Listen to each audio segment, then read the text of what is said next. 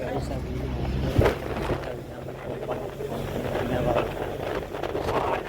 कर दिया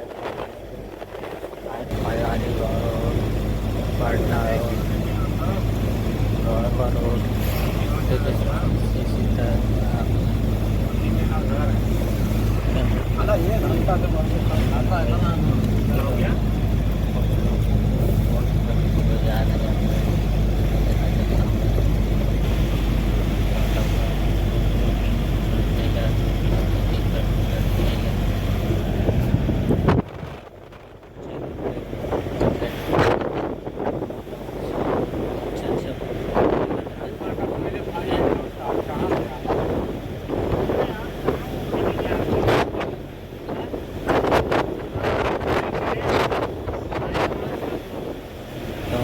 अरे वहाँ सुबह में दिखाई ही नहीं रहा था मोबाइल में, क्या हो रहा है कि नहीं।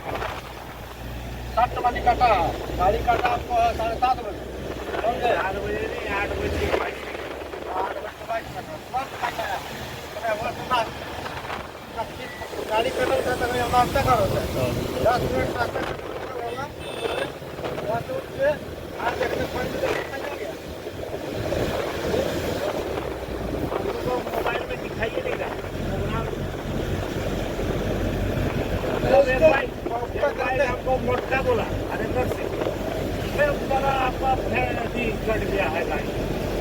बोले यार कोई किसी को बताता नहीं है कहाँ से कोई घर आए। हम आए थे यहाँ सामान ले जाने के लिए